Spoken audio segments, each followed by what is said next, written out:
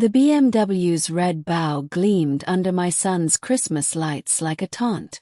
I watched from the kitchen window as Marcus handed Linda the keys to her brand new $60,000 gift, his face beaming with pride. "Merry Christmas, Mom, Linda," he called out, using that ridiculous nickname that made my teeth clench. My daughter-in-law, Ashley, squealed and clapped like they just cured cancer instead of buying a luxury car for a woman who'd been in our family exactly 8 months. If you're watching this, subscribe and let me know where you're watching from. Me. Well, let me show you what my loving son got his actual mother. I held up the pink plastic piggy bank, shaking it so the $3 lonely dollar bills inside rustled like dead leaves. $3. After 35 years of raising him, after every sacrifice I'd made, every penny I'd spent on his college education, his wedding, his down payment, $3. It's symbolic, Mom, Marcus had explained, with that patronizing tone he'd perfected since marrying Ashley. "You're always saving money, so we thought this would be perfect." Perfect.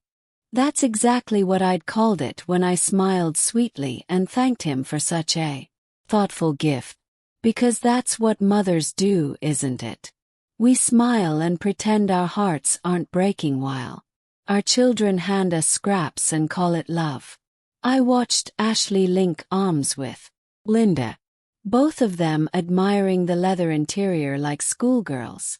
Linda had swooped into our family after my dear husband Tom passed 2 years ago, appearing at every family gathering with her perfectly styled silver hair and designer clothes. Somehow she'd managed to become Mom Linda, while I, the woman who actually birthed Marcus, had been demoted to just Mom and apparently only worth $3. The December wind rattled my kitchen window as I set the piggy bank on the counter next to the Christmas cards I'd never sent. Cards that would have cost more than my entire gift. Irony wasn't lost on me, though I doubt Marcus would appreciate it, even if I explained it to him.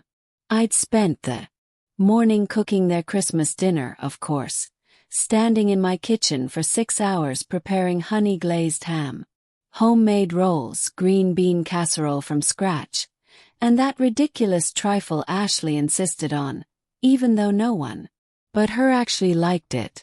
My feet ached, my back screamed, and my hands were raw from washing dishes. But hey, at least I got $3 out of the deal. The front door opened, and I heard Ashley's voice carrying through the house. "We're heading out to show Mom Linda her new car around town.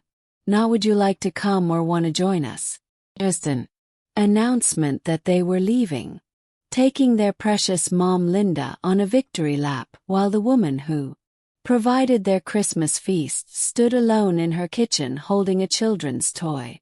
I heard Marcus call out, "Thanks for dinner, Mom. We'll see you next week." Next week. When they needed something, no doubt. My jaw tightened as I listened to their car doors slam one after another, followed by the distinctive purr of a $60,000 engine pulling out of my driveway. The house fell silent, except for the hum of the dishwasher and the ticking of the grandfather clock Tom had loved. I looked around my empty kitchen at the mountain of dishes I'd volunteered to clean up, at the leftover food that would feed me for a week because God knows they wouldn't take any home. That's when I noticed Linda's purse sitting on my counter, forgotten in her excitement over her shiny new toy, a black leather Kate Spade bag that probably cost more than my monthly grocery budget. She'd left it right next to my $3 piggy bank, and somehow that felt like the universe delivering a message. I picked up the purse, feeling its expensive weight in my hands. Inside I could see her wallet thick with credit cards and cash, her phone in a rhinestone case and a prescription bottle. How careless of her to leave behind something so important. How very careless indeed. Slow smile spread across my face as I carried Linda's purse to my bedroom where I could examine its contents properly. After all, I was just being helpful, making sure nothing was missing before I returned it. That's what good mothers do. Linda's wallet was a treasure trove of information, and I do mean treasure.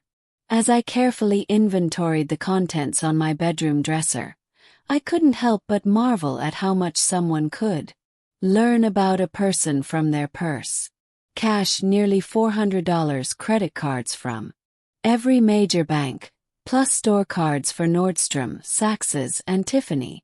But it was the folded papers tucked behind her driver's license that made my eyebrows shoot up. Bank statements, 3 of them, printed just last week. Our dear Linda wasn't just well off. She was loaded. The kind of loaded that makes a $60,000 BMW look like pocket change. Her checking account balance alone had more zeros than I'd seen since Tom's life insurance payout. And here I'd thought she was just another widow trying to find companionship in her golden years. If you're watching this, subscribe and let me know where you're watching from.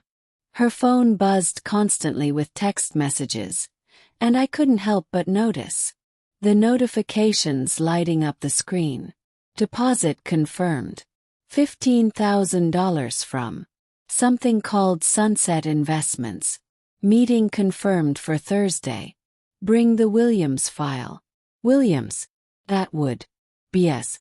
I sat in Tom's old recliner, the one Marcus had tried to convince me to throw away because it didn't match Ashley's decorating vision. Funny how everything that mattered to me didn't match their vision. The prescription bottle caught my attention next. Anxiety medication prescribed just 2 months ago, right around the time she'd started getting more involved in our family finances. You see, Linda had been so helpful lately, offering to drive me to doctor appointments, volunteering to review my insurance policies, asking detailed questions about Tom's pension. Just want to make sure you're taken care of, honey, she'd say with that sweet smile. But now I was wondering exactly who was being taken care of. The house phone rang, jarring me from my investigation. Mrs. Williams, this is Officer Patterson with the State Police. I'm calling about a report we received regarding a missing person. Linda Chen. My heart skipped, but my voice stayed steady. Linda Chen. I'm sorry, officer, but I'm not familiar with that name. Our records show she was last seen at your address earlier today. Her son filed the report when she didn't return home and wasn't answering her phone. Her son. Interesting that she'd never mentioned having children. In all her stories about being a lonely widow, somehow she'd forgotten to mention family members who might file missing person reports. Well, we did have Christmas dinner today, I said carefully. But I believe she left with my son and daughter-in-law. They were going for a drive in her new car. New car. A BMW. Christmas gift from my son. I let that sink in. Perhaps you should contact them. Marcus Williams and Ashley Williams. After I hung up, I looked at Linda's phone again. 23 missed calls from someone named Brian Chan and text messages getting increasingly frantic. Mom, where are you?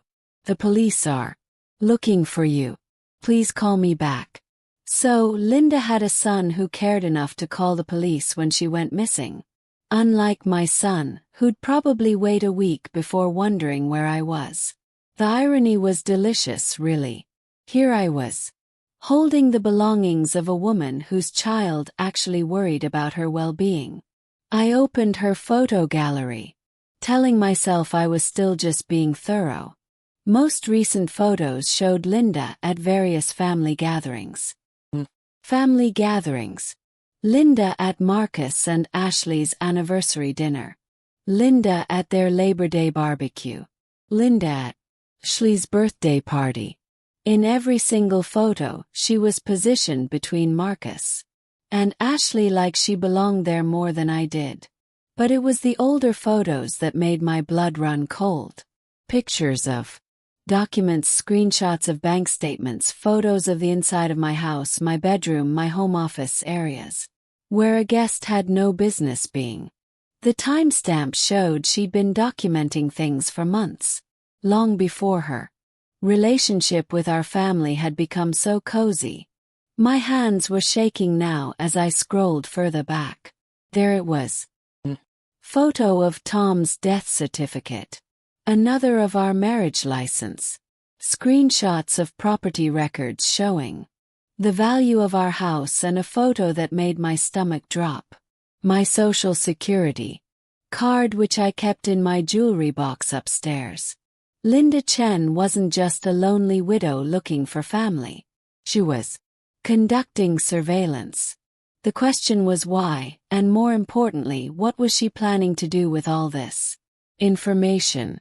The grandfather clock chimed 7 times, and I realized they'd been gone for over 2 hours.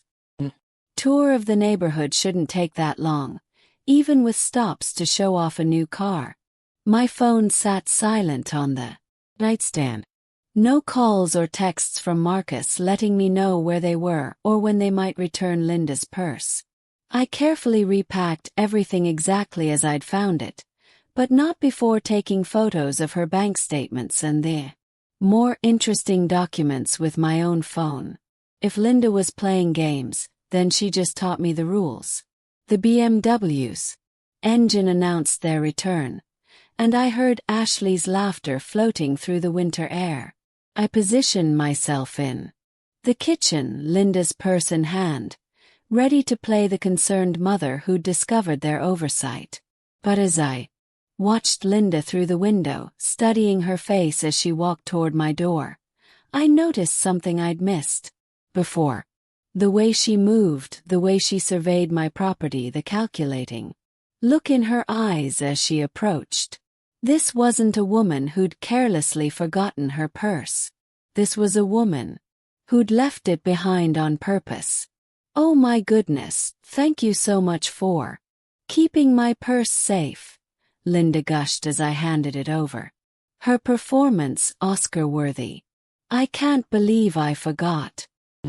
I must be getting old. She laughed that tinkling laugh that had charmed Marcus from day one. But now it sounded like nails on a chalkboard. No problem at all, I replied, watching her carefully check the contents.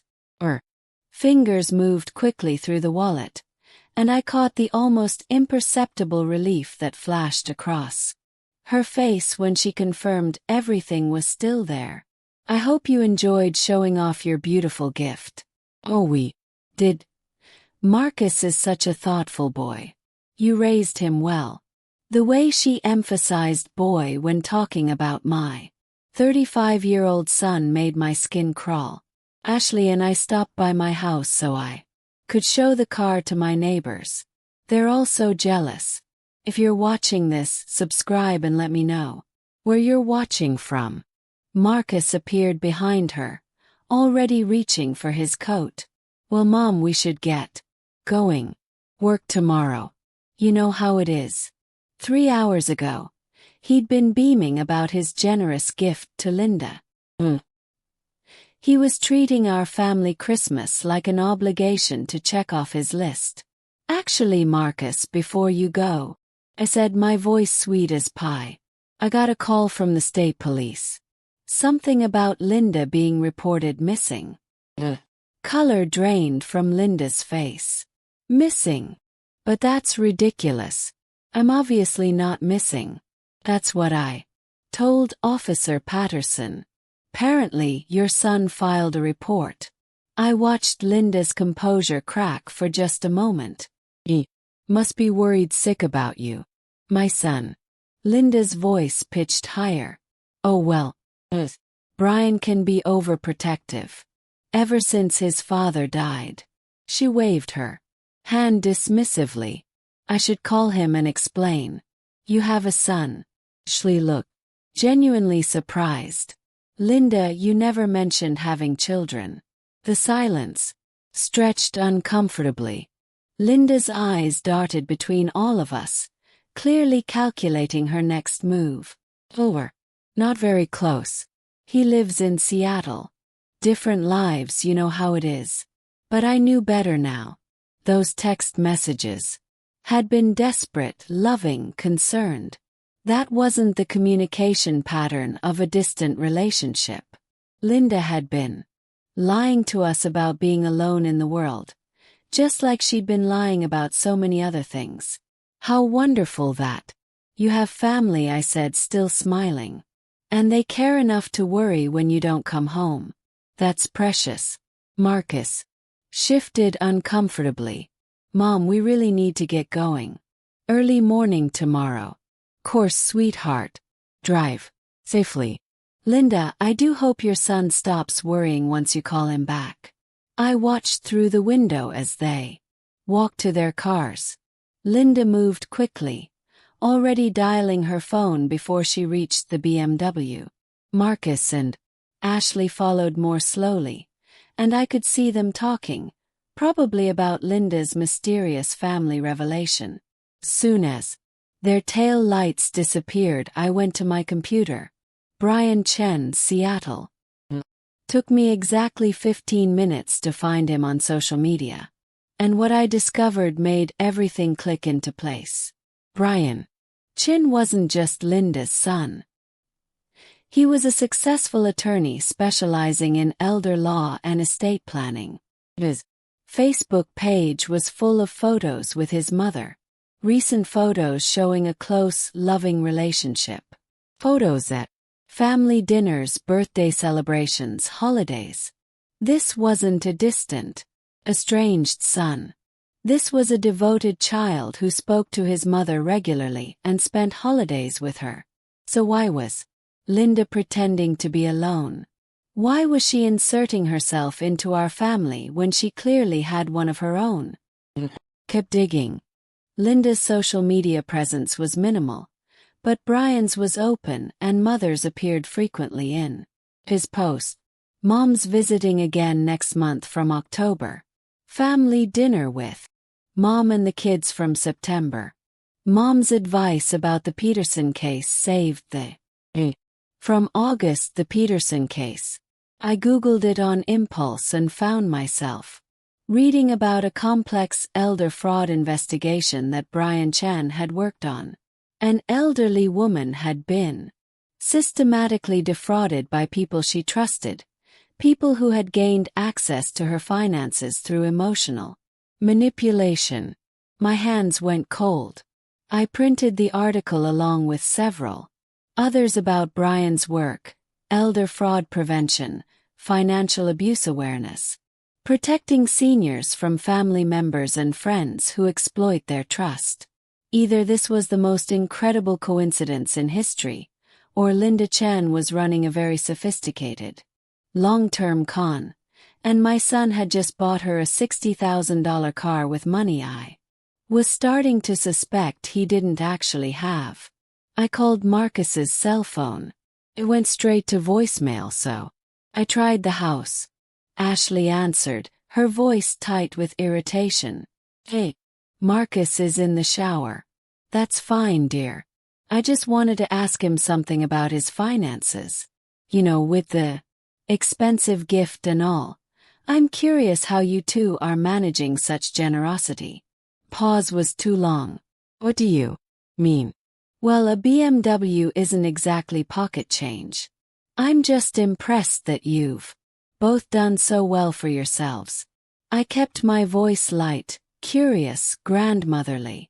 We're doing fine. Marcus got a promotion at work. How wonderful. When did that happen? He hadn't mentioned it. Another pause.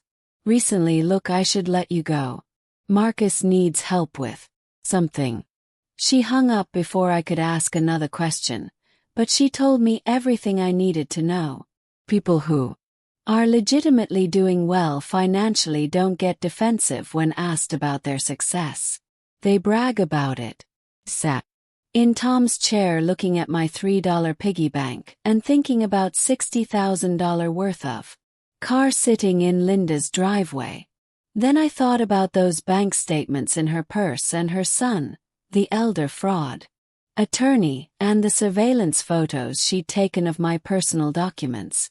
Something was very wrong with this picture, and I was starting to suspect that I wasn't the only victim in Linda Chen's game. The question was whether Marcus and Ashley were players or pawns.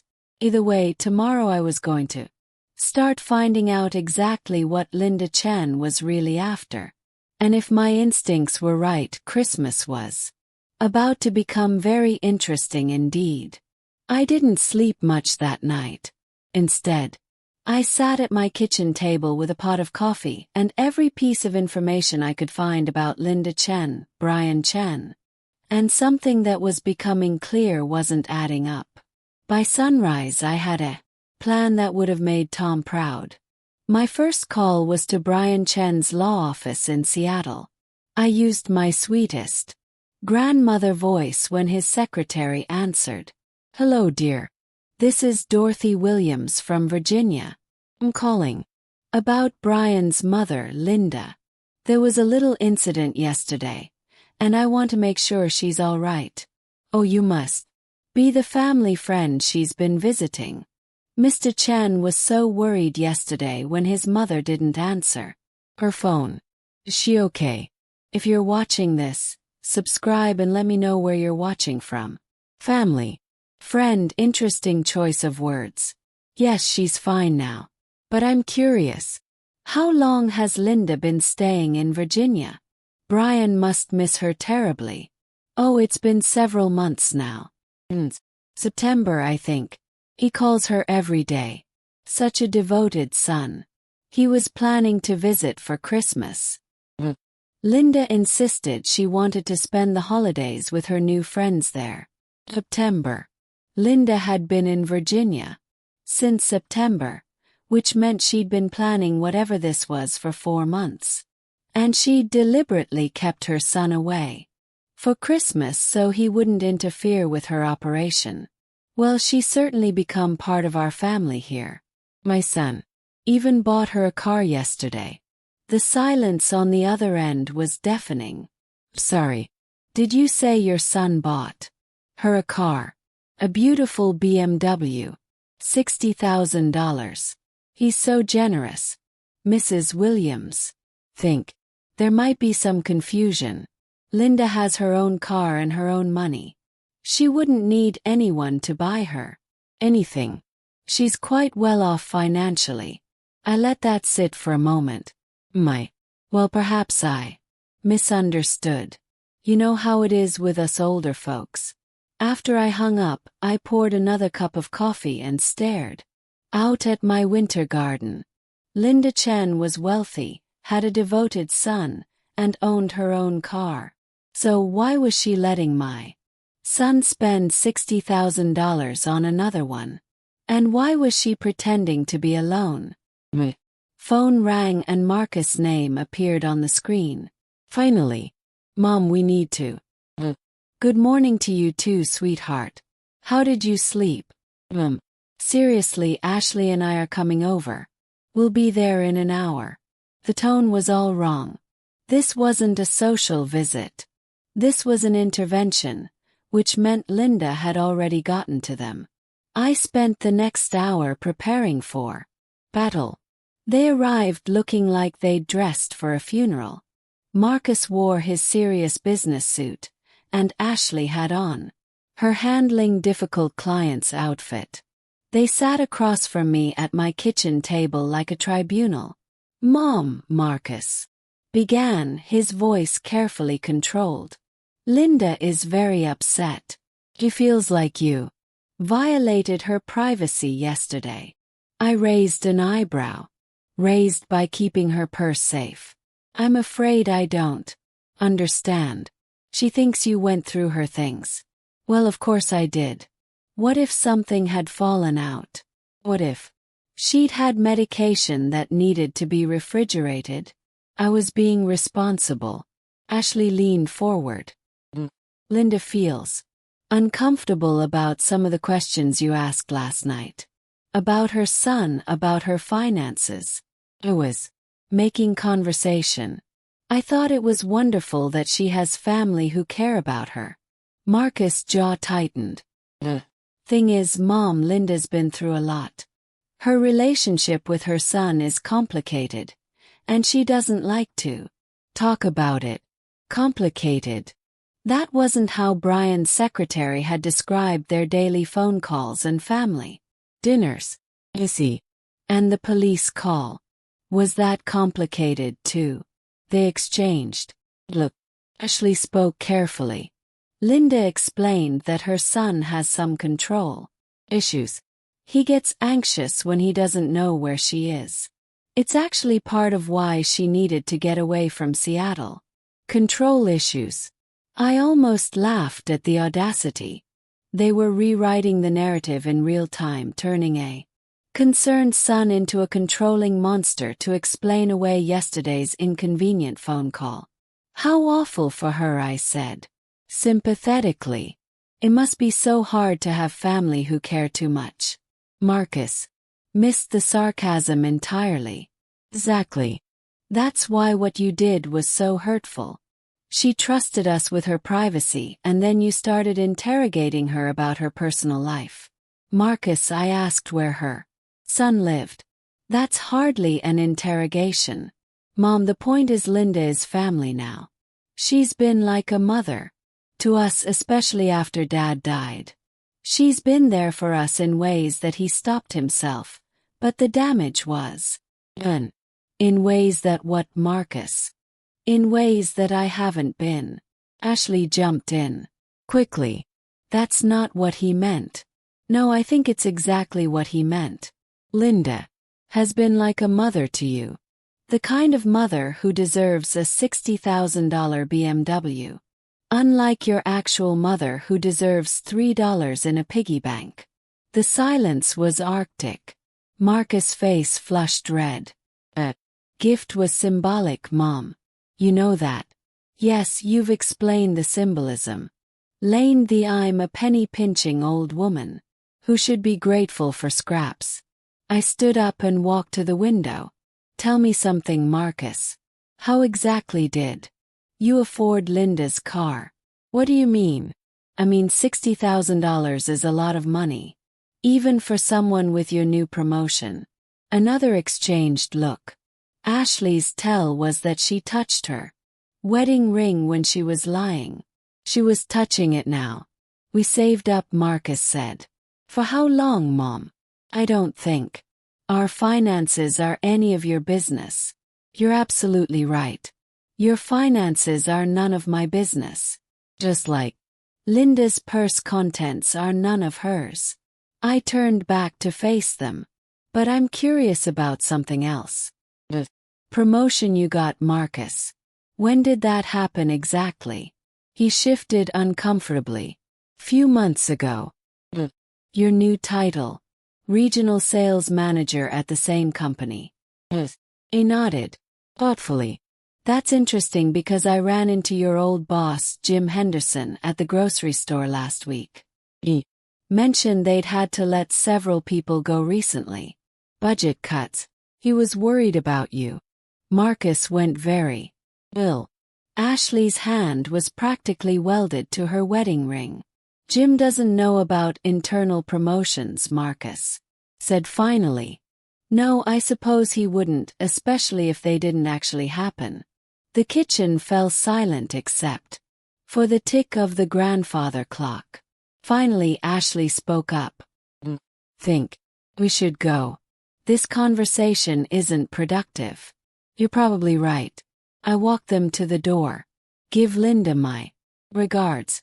Tell her I hope she feels better about everything.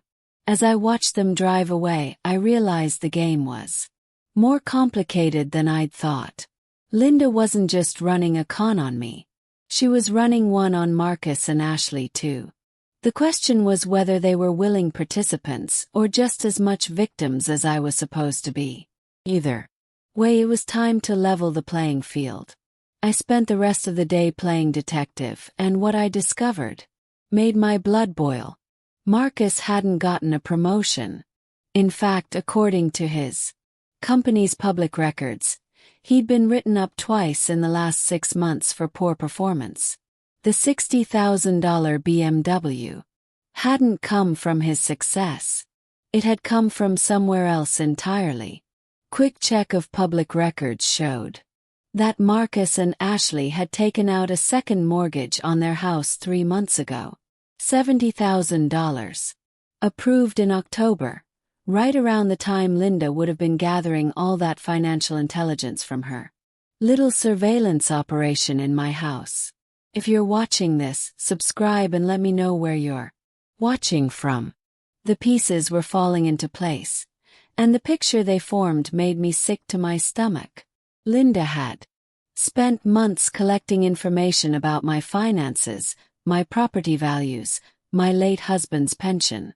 Then somehow, she'd convinced my son to go into debt to buy her an expensive gift, probably with promises about how it would all work out in the end. I had a feeling I knew what those promises involved. Laptop screen showed the results of another search I'd been dreading. Dorothy Williams property records. Enough, there it was. My house had been appraised 3 months ago. An appraisal I'd never authorized, never been present for, and never seen the results of. The estimated value made my heart skip a beat. $450,000. Tom and I had bought this house for $60,000 30 years ago. We'd had no idea it had appreciated so dramatically, but apparently Linda Chen had known exactly what it was worth. I called the appraisal company using my most confused, elderly lady voice. "Hello, this is Dorothy Williams on Elm Street. Calling about the appraisal that was done on my property in October. I seem to have misplaced the paperwork." "Course, Mrs. Williams. Let me pull that up. Yes, here it is. October 15th. Appraisal was ordered by Marcus Williams for estate planning purposes." Estate planning. My estate being planned while I was still very much alive. And he was authorized to order this. How exactly? Well, he's listed as your power of attorney on the request form. He provided all the necessary documentation. Power of attorney. I thanked the woman and hung up my hands, shaking with rage. I had never ever granted Marcus power of attorney over anything, but apparently someone had created paperwork claiming otherwise. I drove to my lawyer's office without calling ahead. Margaret Patterson had handled Tom's will and our estate planning for 20 years. If anyone had filed power of attorney documents, she would have copies. Dorothy. Margaret looked surprised to see me. "I wasn't expecting you today. How are you holding up? I need to see my files, Margaret. All of them. Especially anything involving power of attorney." Her face grew serious. "Dorothy, is everything all right?" I explained about the appraisal, about Marcus' supposed authorization, about Linda Chen and her surveillance photos and her mysterious financial advice. Margaret listened with growing alarm. "Dorothy, I've never prepared any power of attorney documents for you. We're very clear after Tom died that you wanted to maintain complete control of your affairs. Then how did Marcus get authorization to order an appraisal of my house?" Margaret was already turning to her computer. "Let me check something." Her fingers flew over the keyboard, then stopped. Her face went white. "What is it?" "Someone filed a power of attorney document with the county clerk 3 weeks ago. It's notarized and appears to grant Marcus Williams complete authority over your financial and property matters." The room spun a little. "That's impossible. Never signed anything like that.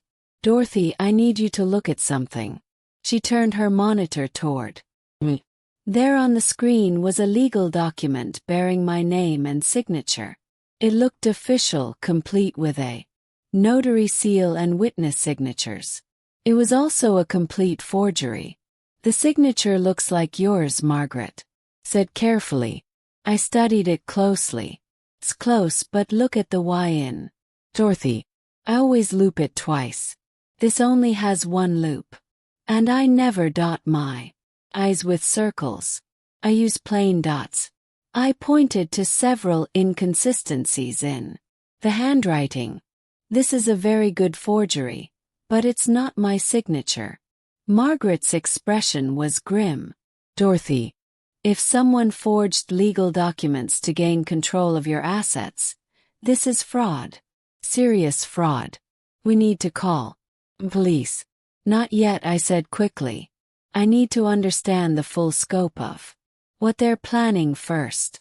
If I report this now, they'll just destroy evidence and claim it was all a misunderstanding.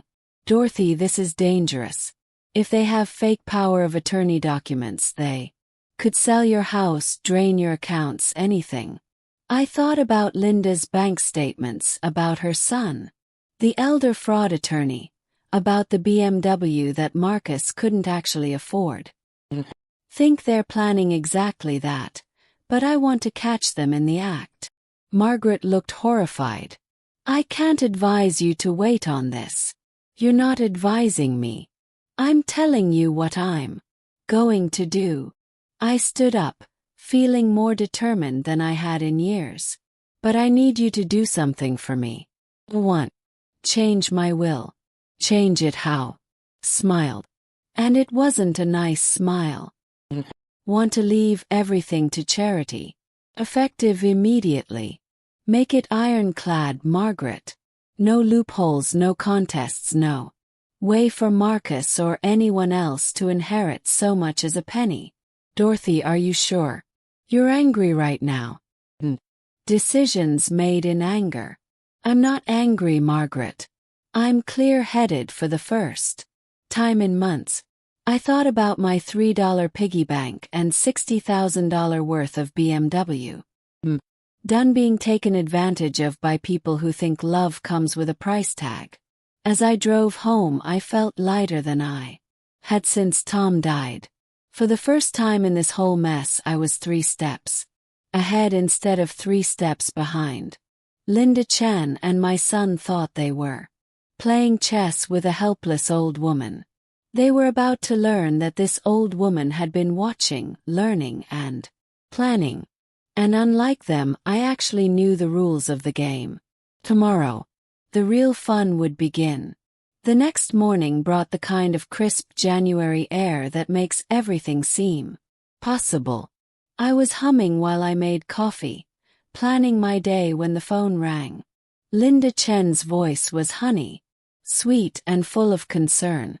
Dorothy, darling, I hope you're feeling better after our little misunderstanding yesterday. Oh, Linda, I'm feeling wonderful. Thank you for asking. So good to hear. Listen, I was hoping we could talk. Just the two of us, woman Tomon. Marcus and Ashley are so worried about you. If you're watching this, subscribe and let me know where you're watching from. I almost laughed. Course they were worried. They'd probably spent all night wondering how much I actually knew about their little scheme. I'd be happy to talk, Linda. Why don't you come over for coffee this afternoon? Actually, I was thinking we could meet somewhere neutral. That lovely little cafe downtown, say 2 o'clock. Neutral territory. She was being careful now, making sure our conversation couldn't be recorded or interrupted. That sounds perfect. I'll see you then. I spent the morning preparing for what I suspected would be Linda's first serious attempt at manipulation. I dressed carefully, my best sweater, Tom's wedding ring prominently displayed, just touch of lipstick. I wanted to look like a harmless widow, someone who might be easily convinced to make poor decisions. The cafe was nearly empty on a Tuesday afternoon. Linda had chosen a corner table where we could talk privately, and she'd arrived early to secure the position. I noted the way she'd positioned herself with her back to the wall where she could see everyone coming and going. This wasn't a grieving widow having coffee with a friend. This was a predator preparing to strike. "Dorothy, you look lovely today," Linda said, standing to hug me. "I'm so glad we could do this." "Too, dear. It's nice to have some girl time." We ordered coffee and small talk for a few minutes about the weather, her new car, how thoughtful Marcus was.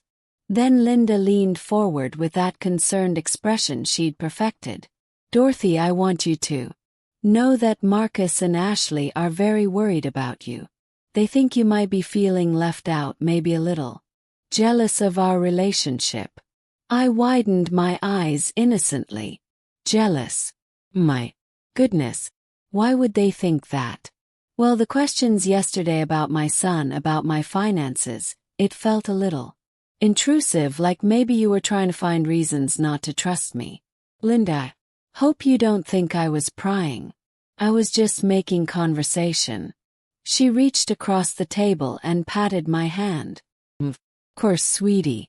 I know you meant well, but here's the thing, and I hope you won't be offended, but Marcus has shared some concerns about your financial situation." Here we go. I made myself look confused. "My financial situation?" "He's worried that you're not being strategic about your assets.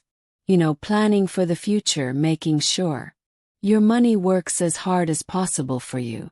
"I think I'm doing fine, dear. Left me well provided for." Linda's smile became more intense.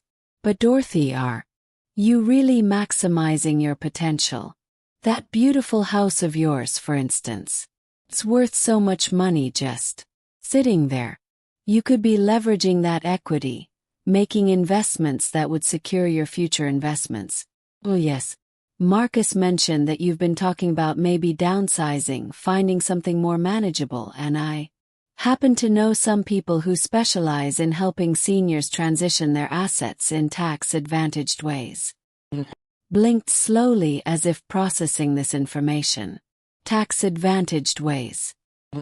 Complicated, but basically there are legal strategies that can protect your wealth from estate taxes while giving you access to much more liquid capital. You could sell the house to an investment group I work with, then lease it back at a very reasonable rate. You'd have hundreds of thousands of dollars to invest, plus you could stay right where you are. The audacity was breathtaking. She was proposing that I sell my house to her associates, then rent it back from them, essentially paying them to live in my own home while they controlled the asset. "That sounds complicated," I said carefully. "It is, which is why you need experts to handle people you trust." She squeezed my hand. "Dorothy, I've become very fond of you're like the mother I never had. I want to help you make the smartest decisions possible." The mother she never while her actual son called her every day and worried when she didn't come home. And Marcus agrees with this plan. Oh, Marcus is very excited about it. He could help manage your investments, make sure you're getting the best returns. It would be a wonderful way for you two to work together on securing your future. It was the full scope of the con. Sell my house to Linda's associates. Give Marcus control of the proceeds and somehow trust that they'd all act in my best interests while I paid rent to live in my own home. It sounds like you've put a lot of thought into this, Linda. I have, because I care about you, Dorothy. We all do. She leaned back, confident now that she had me considering the bait. Of course, timing is important with these kinds of strategies. The investment group I'm thinking of only takes on new clients at certain times of the year. When would that be? Well, we'd need to move fairly quickly, within the next few weeks probably. Of course, create urgency, pressure me to make a decision before I had time to think it through or consult with anyone who might talk sense into me. I nodded thoughtfully. This is a lot to consider, Linda. I'd need to think about it carefully. Course, sweetie, but don't think too long. Opportunities like this don't come around often. As we said goodbye in the parking lot, Linda hugged me warmly. I'm so glad we had this talk. Dorothy, I feel like we understand each other so much better now. I hugged her back, smiling sweetly. Oh, Linda, I think you're absolutely right. I understand perfectly now. Driving home, I couldn't stop grinning. Linda had just confessed to a plan that amounted to elder fraud, real estate scam, and conspiracy to commit theft. She'd handed me everything I needed to destroy her, Marcus and Ashley, in one tidy conversation. But I wasn't ready to spring that trap yet. First, I wanted to see how far they were willing to go. Because something told me Linda's little investment group proposal was just the beginning of what they had planned for my assets, and I was very curious to find out exactly how desperate they'd become to get their hands on my money. Christmas Revenge Story, Chapter 7-11. I didn't have to wait long to see how desperate they'd become. 3 days after my enlightening coffee date with Linda, Marcus showed up at my door with a folder full of official-looking documents and the kind of smile that used to work when he was 8 years old and had broken something expensive. Mom, I brought those investment papers Linda mentioned. I thought we could go through them together. If you're watching this, subscribe and let me know where you're watching from. I ushered him into the living room, noting how his eyes immediately went to the family photos on the mantelpiece. Photos of him graduating college, getting married, holding his children for the first time. All funded by parents who'd sacrificed to give him the best life possible. The irony clearly wasn't lost on him because his jaw tightened before he looked away. These are quite comprehensive, I said, flipping through page after page of legal gibberish designed to confuse and intimidate. Reverse mortgage applications, investment portfolio transfers, property liquidation agreements. My goodness, Marcus, you've been busy. Linda's friends are very thorough. They want to make sure everything is done properly, legally. Raised an eyebrow at that last word. Legally. That's important, isn't it? I set the papers aside and looked directly at my son. Marcus, I need to ask you something, and I want you to tell me the truth. Are you in some kind of financial trouble? His rehearsed composure cracked slightly. What makes you ask that? Well, let's see. You buy a $60,000 car you can't afford for a woman you've known 8 months. You take out a second mortgage on your house. You claim to have gotten a promotion that your company has no record of. And now you're pressuring me to liquidate my assets for mysterious investment opportunities. I smiled sweetly. Call it mother's intuition. Marcus ran his hands through his hair, suddenly looking older than his 35 years. Mom, it's complicated. Sure it is. Help me understand. For a moment I thought he might actually tell me the truth. His shoulders sagged and he stared at his hands like a little boy caught stealing cookies. Then his phone buzzed and I saw Linda's name on the screen. Whatever spell of honesty had been building broke immediately. Look, Mom, the bottom line is this. We're sitting on a gold mine here. This house, Dad's pension, your savings, but it's not working for you. It's just sitting there while inflation eats away at its value. And Linda's investment group can fix that. They specialize in helping seniors maximize their assets. You could be making 10 times what you're earning now in interest alone. I nodded thoughtfully. 10 times. That's quite a return. What's their track record with other clients? Marcus's eyes shifted away from mine. They're very exclusive. They don't advertise their client list for privacy reasons. Course not.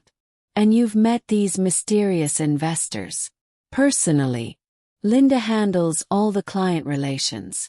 She has experience with these kinds of high-level financial strategies. Does she now? What kind of experience exactly? Mom, why are you being so suspicious? Linda is trying to help us. Help you, Marcus. I leaned forward, my voice gentle but firm. Do you remember when you were 12 and you wanted that expensive bicycle for Christmas? The one that cost more than we could afford. He looked confused by the change in subject. Yeah, I remember. Do you remember what your father and I did? You worked extra shifts. Dad picked up weekend construction jobs. You both sacrificed to get me that bike. That's right. We sacrificed for you because that's what parents do. We put your happiness above our comfort. I paused, letting that sink in. Now I want you to think very carefully about what you're asking me to do here. His face flushed red. That's different. This is about your financial security. No, Marcus. This is about $60,000 you spent on a BMW. And however much more debt you're carrying that I don't know about yet. He stood up abruptly, the mask finally falling away completely. You know what, Mom? You're right. We are in trouble. Ashley lost her job 6 months ago. We're behind on the mortgage, behind on everything. And yes, I bought Linda that car because she promised to help us figure out a way to fix this mess. Finally, some honesty. And what exactly did she promise you? She said if we showed her how much we valued her advice, she could help us restructure our finances. She knows people, Mom. Important people with money. People like her mysterious investment group. And all we need is some startup capital to get into their program. Capital that you're just letting sit here doing nothing. There it was. The full truth, laid bare in all its pathetic desperation. My son hadn't bought Linda a BMW out of generosity. He'd bought it as a down payment on a con job, using money he'd borrowed against his house, betting that he could manipulate his mother into bailing him out. You see, and if I don't provide this startup capital, Marcus' voice dropped to barely above a whisper. Mom, we could lose the house. The kids' college funds are already. Ashley's talking about leaving me. My heart broke a little. Despite everything, this was still my son. Phil. The little boy who'd once brought me dandelions and called them flowers. But he was also a grown man who'd chosen to solve his problems by defrauding his mother instead of asking for help. Marcus, why didn't you just come to me? Honestly. Why all this elaborate deception with Linda and fake power of attorney documents and investment scams? He went very still. What power of attorney documents? The ones filed with the county clerk giving you legal authority over my finances. The ones with my forged signature. The color drained from his face. Mom, I don't know anything about power of attorney documents. That wasn't part of the plan. Or plan, Linda said. She said you'd resist the investment opportunity at first. But if we showed you how successful and grateful we were, you'd eventually come around. She said older people needed to see proof of prosperity before they'd trust financial advice. Stared at my son, seeing him clearly for perhaps the first time in years. He was a victim too, just a more willing one than I was supposed to be. Marcus, Linda Chen is not who she pretends to be. She's been running surveillance on this family for months, forging legal documents and setting up what amounts to an elaborate theft of my assets. That's impossible. She's been nothing but kind. Plus, kind people don't take photographs of other people's social security cards, Marcus. Kind people don't have their sons file missing person reports when they disappear for a few hours. He sank back into his chair. looking lost and confused. For a moment I felt sorry for him. Then I remembered the $3 piggy bank. And the feeling. Yes. Mom, what are you saying? I'm saying you and Ashley have been played by a professional, and you were so desperate to solve your financial problems that you didn't bother to question why a wealthy widow would need you to buy her expensive gifts before she'd help you. Marcus buried his face in his hands. When he looked up again, his eyes were filled with tears. God, Mom, what have I done? What Marcus had done, as it turned out, was worse than either of us had initially realized. Over the next 2 hours, as I made coffee and forced him to walk me through every interaction he'd had with Linda Chen, the scope of their manipulation became clear. Linda hadn't just targeted our family randomly. She'd been watching us since Tom's funeral, studying our routines, learning our vulnerabilities. She'd known Marcus was struggling financially before he'd even realized it himself. And she'd positioned herself perfectly to offer solutions when the pressure became unbearable. If you're watching this, subscribe and let me know where you're watching from. She knew everything, Mom. She knew about Ashley's job situation before Ashley even got laid off. She knew about the second mortgage before we applied for it. It was like she could predict exactly what we'd need and when we'd need it. I thought about those surveillance photos in her phone, the months of preparation, the carefully staged introduction at Ashley's birthday party. Marcus, this wasn't a coincidence. Linda Chen researched our family like a doctoral thesis. She knew exactly which buttons to push and when. But why us? We're not rich people. I walked to the window looking out at the house that had become the centerpiece of Linda's elaborate. We're not rich, but this property is worth $450,000. Add in Tom's pension, my savings, and the insurance money, and we're talking about $34 million in assets. Marcus went very quiet. That much. I turned back to face him. Enough to make it worth months of planning and a $60,000 investment in gaining your trust. Mom, I'm so sorry. Screwed up everything. Sorry wasn't going to fix the forged documents or the second mortgage or the fact that his financial problems had made him vulnerable to a predator. But it was a start. Marcus, I need you to be completely honest with me now. What exactly did Linda promise you in return for buying her that car? He took a shaky breath. She said her investment group required a demonstration of good faith from potential clients, something to show we were serious about working with them. The car was supposed to prove we could handle significant financial decisions.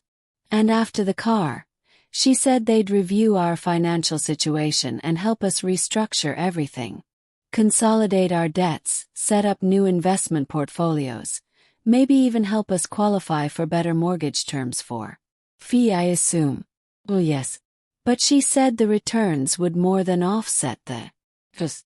She showed me projections, charts, testimonials from other families they'd helped. I almost felt sorry for Linda had played him so skillfully, giving him exactly the hope he needed to hear, while slowly drawing him deeper into debt and desperation. Marcus, did you ever meet any of these other families? Well, but Linda said they valued their privacy. High net worth individuals don't like to publicize their financial strategies. And you never thought to independently verify any of this. His face crumpled. Mom, I was drowning. Ashley was talking about divorce lawyers. The kids were asking why we couldn't afford their school activities anymore, and I was working 70-hour weeks just to stay afloat. When Linda offered a solution, I grabbed it like a life preserver. I understood desperation, but I also understood that desperation didn't excuse what he'd been willing to do to me. So, You decided to throw your mother overboard to save yourself. That's not how she presented it. Said it was a win-win situation. You'd get better returns on your investments. We'd get help with our debts and everyone would be better off financially except that I'd have to sell my house and rent it back from her associates. She said you'd been talking about downsizing anyway. I never said any such thing. Marcus looked stricken, but she said you'd mentioned feeling overwhelmed by the maintenance, that the house was too big for just one person. Another lie carefully crafted to make their theft sound like a favor. Marcus, I love this house. Your father and I built our entire life here. It's where you took your first steps, where we celebrated every holiday, where I plan to live until they carry me out. He was crying now, really crying. And despite everything my heart ached for him, he was still my child, still the little boy who'd once thought I could fix anything that was broken. Mom, I don't know how fix this. Even if we wanted to back out now, I don't know how. The car loan is in my name. The second mortgage payment is due next week. And Linda keeps talking about the investment group's timeline, how they need decisions soon or the opportunity will disappear. Marcus, there is no investment group. There never was. Linda Chen is running a con and you're both the bait and the backup plan. What do you mean? I sat down across from him, choosing my words carefully. I think Linda's original plan was to manipulate me directly into signing over my assets. But when that proved more difficult than expected, she shifted to using you as leverage, get you so deep in debt that I'd have no choice but to help them present her solution as the only way to save the family. His face went white. You think this was all calculated from the beginning? Marcus, she had photographs of my social security card. She filed fake power of attorney documents.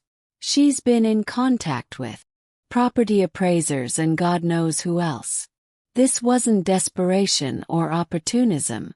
This was a professional operation. We sat in silence for a long moment, both of us processing the magnitude of what Linda had orchestrated. Finally, Marcus looked up at me with red-rimmed eyes.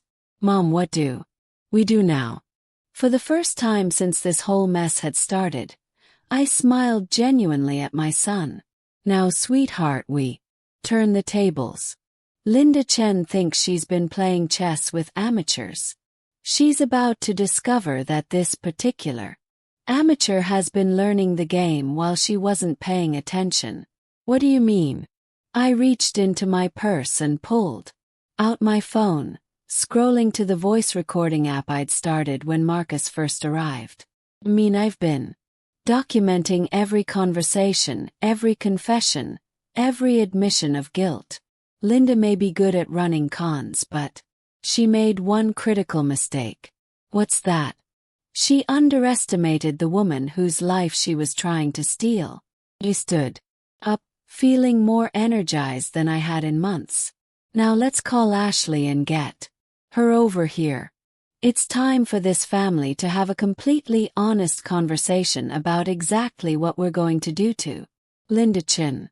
Marcus looked up at me with something approaching hope. You're going to help us.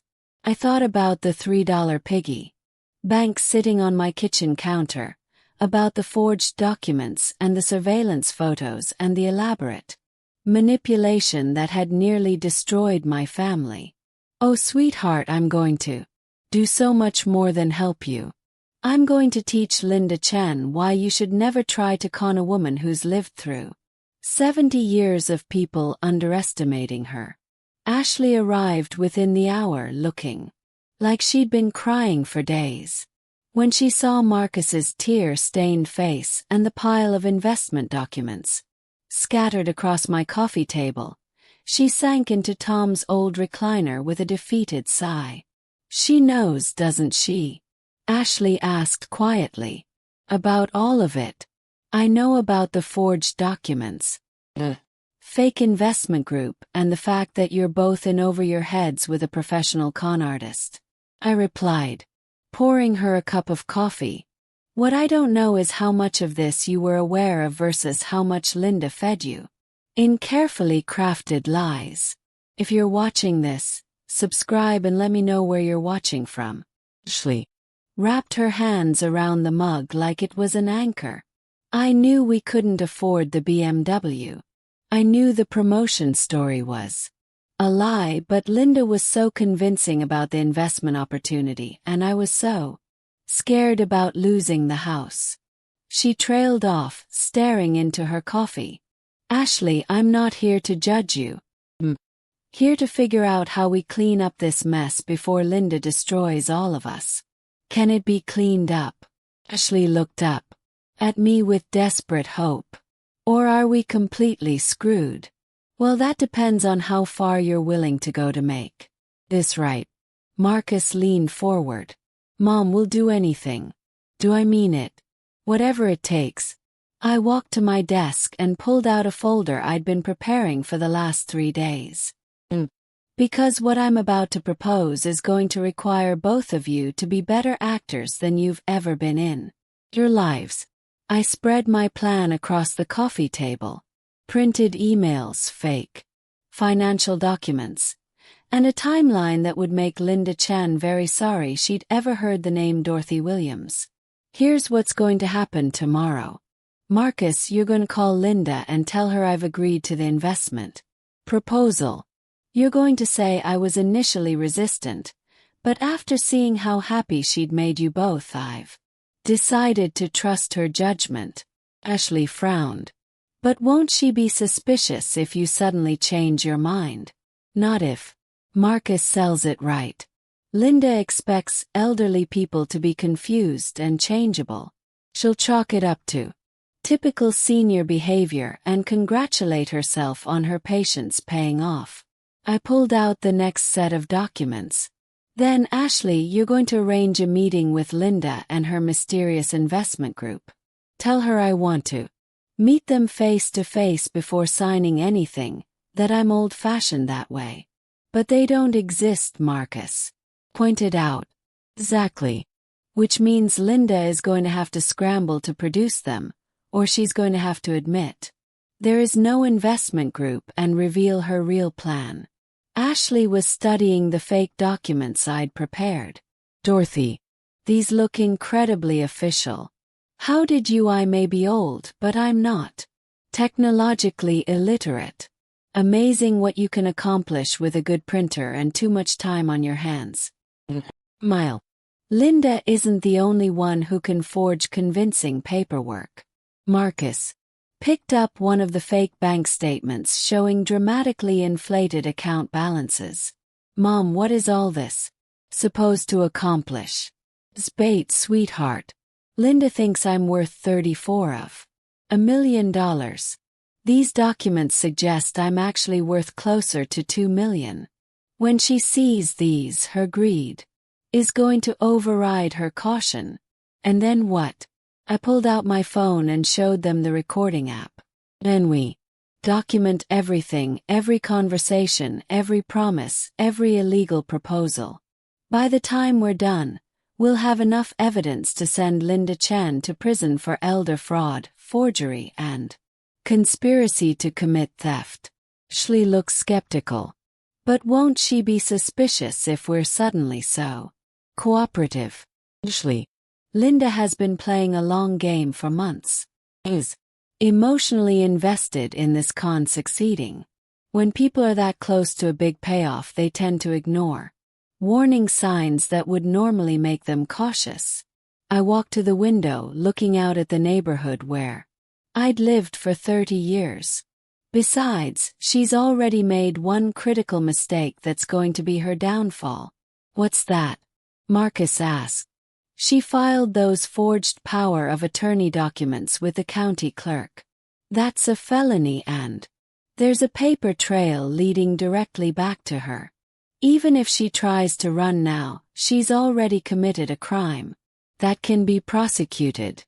The room was quiet for a long moment as Marcus and Ashley processed the scope of what I was proposing. "Mom," Marcus said finally, "this sounds incredibly risky. What if something goes wrong?"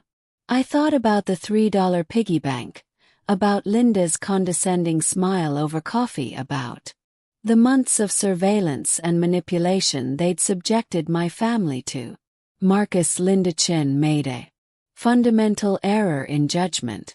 She looked at me and saw a helpless elderly woman who could be easily manipulated and discarded. She never considered that I might be smart enough to figure out her game or stubborn enough to fight. Ashley was reading through the fake documents more carefully. "Dorothy, some of these investment terms are incredibly sophisticated. How did you know what to include?" "Called Brian Chen's law office and told his secretary I was thinking about hiring him to review some investment proposals for potential fraud indicators. She was very helpful in explaining what red flags to look for." I smiled at their shocked expressions. Turns out Linda's son has published several articles about exactly the kind of scam she's been running on. "You called her son's office?" Marcus looked horrified. "Called seeking legal advice. Perfectly legitimate. And I learned that Brian Chen specializes in prosecuting exactly this type of elder fraud. When this all comes out, Linda's going to have to explain to her attorney son why she's been running the same scams he built his career fighting against." Ashley sat down her coffee cup, a new determination in her eyes. "What do you need us to do?" "I need you both to sell this like your lives depend on it, because in a very real sense they do. We can't prove Linda manipulated you into participating in fraud. You could both end up facing criminal charges as her accomplices." That sobered them quickly. Marcus straightened up, suddenly looking more focused than I'd seen him in months.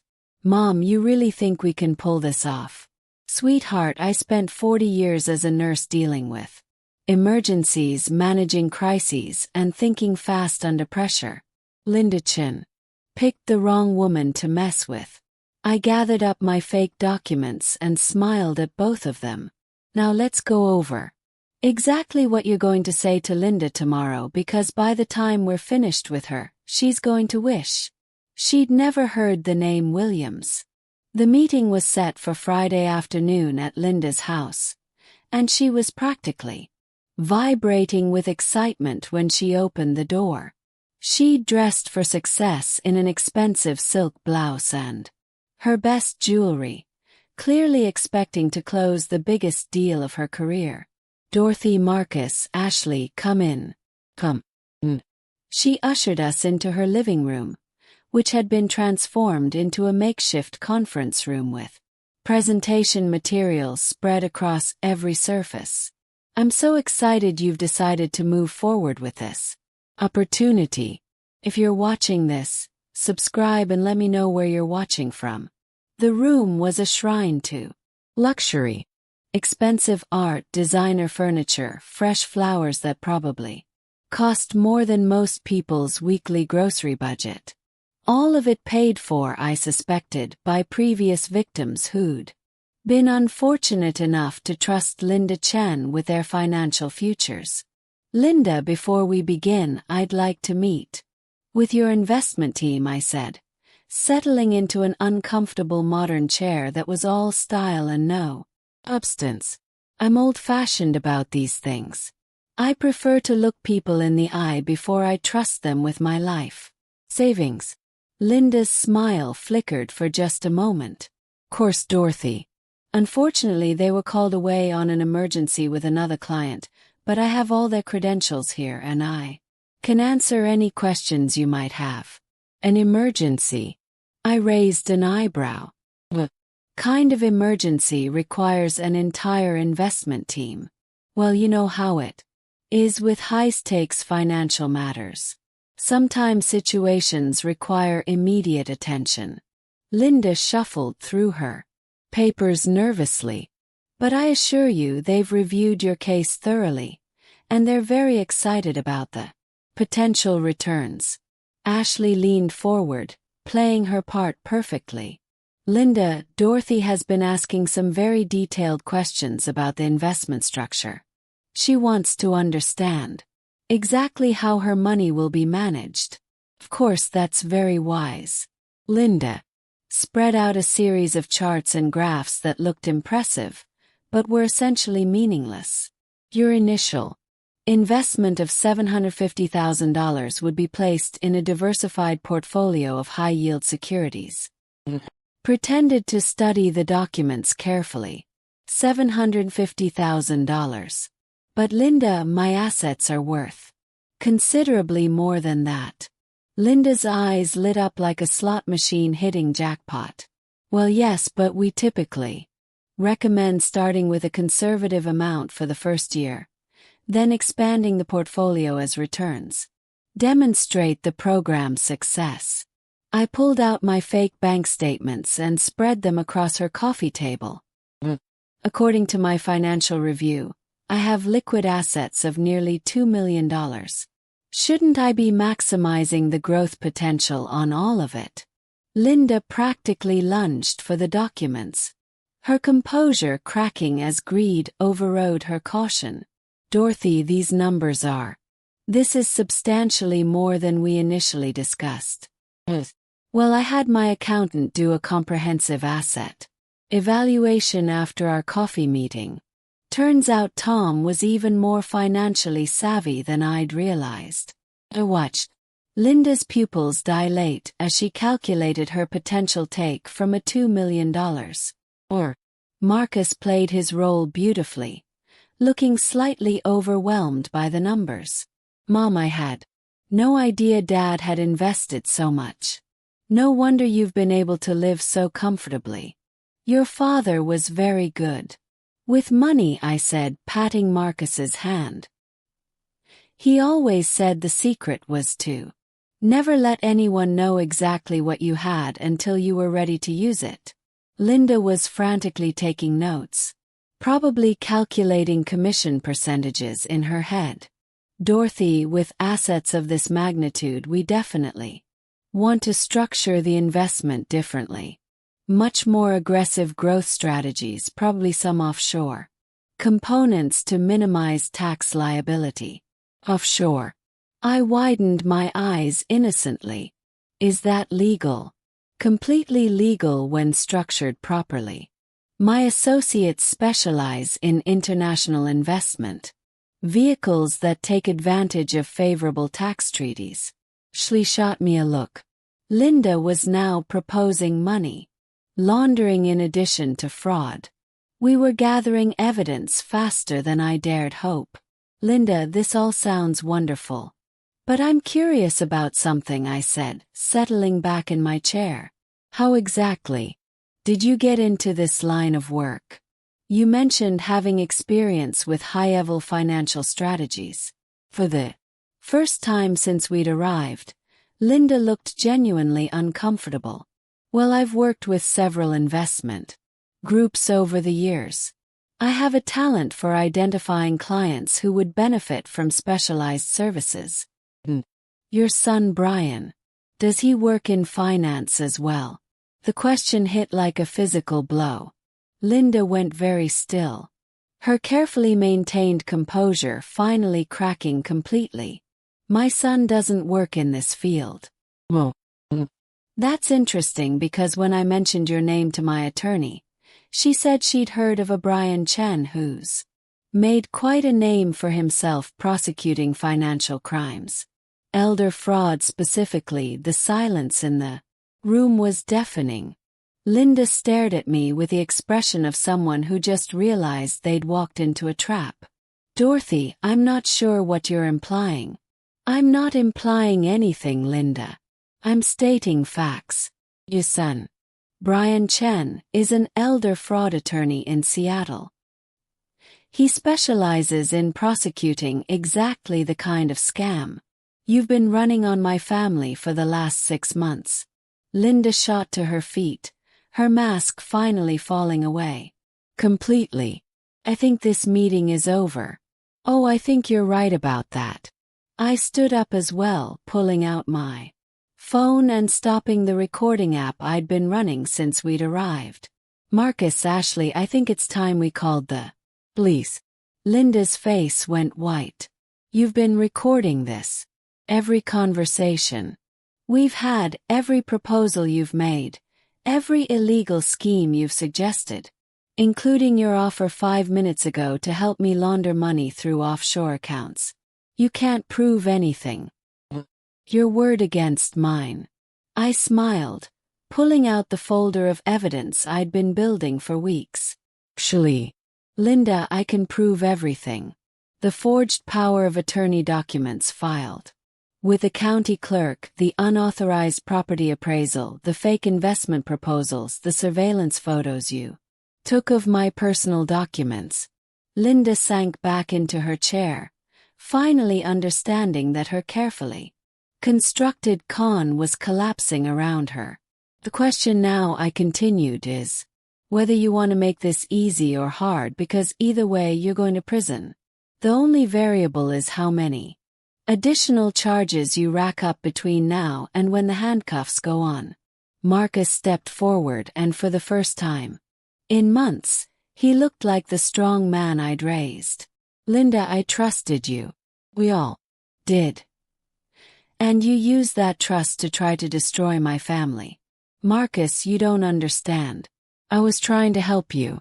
Help us. Ashley laughed bitterly. You manipulated us into going into debt to buy you a car, then tried to trick Dorothy into signing over her life savings to criminals. How exactly was that helping us?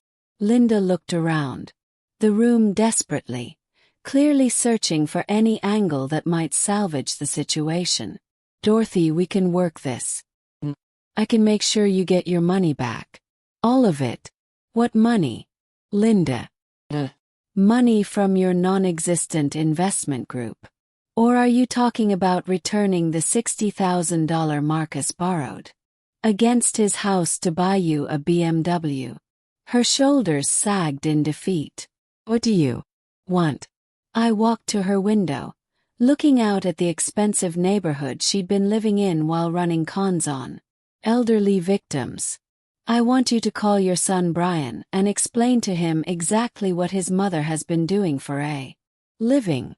I want you to return every penny you've stolen from Marcus and Ashley. And I want you to provide the district attorney with information about every other victim you've scammed over the years. And if I do all that, then maybe I'll recommend that the prosecutor go easy on you when you're sentenced. Linda stared at me for a long moment, finally seeing me clearly for the first time since we'd met. You're not the helpless old woman I thought you were. Smiled, thinking about the $3 piggy bank that had started this whole mess. Well, Linda, I'm really not. 6 months later, I was sitting on my front porch with a glass of lemonade and the morning newspaper when Marcus and Ashley pulled into my driveway. They'd been coming by every Sunday since Linda's sentencing, partly out of guilt and partly, I suspected, because they'd finally realized what they'd almost lost. Linda Chen had pleaded guilty to elder fraud, forgery, conspiracy to commit theft, and money laundering. She was currently serving a 3-year sentence in federal prison, and her son, Brian, had testified at her sentencing hearing about the devastating impact her crimes had on families like ours. It had been one of the most heartbreaking things I'd ever witnessed. A son having to publicly condemn his mother's choices while still somehow trying to show love for the woman who'd raised him. You're watching this, subscribe and let me know where you're watching from. Marcus got out of the car first, followed by Ashley and the grandchildren I hadn't seen much of during Linda's manipulation campaign. 8-year-old Emma ran straight to me for a hug while 12-year-old Jake hung back with that awkward preteen uncertainty. Hi Grandma. Emma squeezed me tight. Daddy says we're going to have a real Christmas this year. Not like the weird one we had before. Emma, Ashley scolded. Gently, but I just laughed. She's not wrong.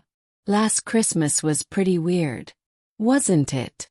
Marcus climbed the porch steps slowly, carrying a small wrapped box. Mom, we brought you something. An early Christmas present, you could say. I accepted the box suspiciously. The last gift from Marcus hadn't exactly been a highlight of our relationship, but when I opened it, I found something that made my heart skip a beat. It was a small framed photograph of Tom and me from our wedding day, but it wasn't one I'd seen before. We looked impossibly young and happy, standing in front of the church where we'd promised to love each other, for better or worse. Where did you find this? I found it in Dad's workshop when we were cleaning out some old boxes. Think he was planning to have it restored as a surprise for you before he got sick. I traced my finger along Tom's face in the photo, remembering that day when everything seemed possible and the future stretched out before us like an endless summer. Marcus, this is beautiful. Thank you, Mom. Something else. He sat down on the porch step next to my chair. I've been going to counseling. Ashley and I both have. We're trying to figure out how we let ourselves get so lost that we almost threw away the most important relationships in our lives. Ashley nodded, settling into the other porch chair. The therapist says that financial stress can make people do things they'd never normally consider. But that's not an excuse for what we did to you. No, it's not. Agreed.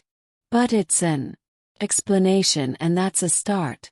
Emma was playing in the front yard while Jake sat on the porch railing, pretending not to listen to the adult conversation, but obviously absorbing every word. Marcus continued. I need you to know that we've paid back every penny of the second mortgage. It took all of our savings and we'll be eating macaroni and cheese for the next year, but we're debt-free. And the BMW sold it and returned the money to the bank. Linda's restitution covered the gap between what we owed and what we got for it. He nodded, provingly. But how are you managing without Ashley's income? I'm working 2 jobs now, Ashley said. It's not ideal, but we're making it work. And Marcus got that promotion for real this time. Actually, Marcus added, I got promoted because I started working harder instead of looking for get-rich-quick schemes to solve our problems. We sat in comfortable silence for a while, watching Emma chase butterflies in the front yard. The morning was warm and peaceful with the kind of gentle breeze that makes you grateful to be alive. Grandma, Jake said suddenly. Dad told us about the lady who tried to steal your house. He did he? He said she was really smart and almost fooled all of you. I looked at Marcus, who shrugged sheepishly. I thought they should know the truth. Age-appropriate version, obviously. And what did you learn from Daddy's story? Asked Jake. 12-year-old thought carefully before answering. That grown-ups can make really stupid mistakes when they're scared. And that you should never try to trick Grandma because she's way smarter than she looks. I burst out, laughing. Jake, that might be the wisest thing anyone said all year. Marcus grinned. He gets that from his grandmother. As the afternoon wore on, we fell into the kind of easy family rhythm that I'd missed during those dark months of Linda's manipulation. Emma showed me her latest art project. Told me about his baseball team, and Marcus and Ashley actually seemed to relax for the first time since I'd known. When they were getting ready to leave, Ashley hugged me tightly. Dorothy, I know we can't undo what happened, but I want you to know that we're going to spend the rest of our lives making sure nothing like that ever happens again. I know you will, sweetheart. Marcus was the last to say goodbye. Mom, there's one more thing. No, this doesn't make up for anything, but I wanted you to have this. He handed me an envelope, and inside I found a handwritten letter that started with, "Dear Mom," and went on for 3 pages. It was an apology, but more than that, it was an acknowledgement of everything I'd done for him over the years and a promise to be the son I'd raised him to be. At the bottom he'd written, "You taught me that family means putting each other first, even when it's hard." I forgot that lesson for a while, but I promise I'll never forget it again. After they left, I sat on my porch as the sun set, thinking about the strange journey that had brought us to this point. Linda Chen had tried to destroy my family, but in the end she'd actually saved us. Her manipulation had forced us to confront truths we'd been avoiding and find strength we didn't know we had. I thought about the $3 piggy bank, which now sat on my mantelpiece as a reminder of how far we'd all come. Next to it was a photo of Linda being led away in handcuffs, not because I wanted to gloat, but because I never wanted to forget how close I'd come to losing everything that mattered. My phone buzzed with a text message from Brian Chen. Over the past few months, he'd become an unexpected friend, bonding with me over the shared experience of loving someone who'd made terrible choices. "How was the family visit?" his message read. I typed back, "Perfect. How are you holding up?" "Good. Days and bad days, but more good ones lately. Thank you for not giving up on her completely. The letters you sent her in prison mean more than you know." I smiled, looking up at the stars that were just starting to appear in the darkening sky. Even in the midst of betrayal and heartbreak, there were still opportunities for grace and forgiveness. Linda Chen had tried to steal my money, my home, and my family. But she'd never managed to steal my capacity for hope. As I stood up to go inside, I noticed a car slowing down in front of my house. For a moment my heart rate spiked, old fears kicking in. But it was just a neighbor waving hello as they drove past. I waved back, laughing at myself for the momentary panic. Linda Chen was in prison. Her con had been exposed. And my family was whole again. There were no more shadows to fear, no more schemes to uncover. Just a 70-year-old woman who'd learned that sometimes the best gift you can give someone is the chance to face the consequences of their choices, grow from their mistakes, and find their way back to what really matters. I looked back at my house with its lights glowing warmly in the windows and smiled. Tom would have been proud of how I'd handled everything, not just the investigation and the evidence gathering, but the forgiveness that came after. Because in the end, that's what family really means. Not just putting each other first when it's easy, but finding your way back to love even when it's hard. That I thought as I headed inside was worth far more than any BMW or investment scheme or $3 piggy bank could ever be. Thanks for listening. Don't forget to share your story in the comments. The story continues in the next chapter in the next linked video. But first, I need you to subscribe to join the family as we are looking forward to hit our first 10,000 subscribers target, and feel free to share your story in the comments. You matter, your voice does too.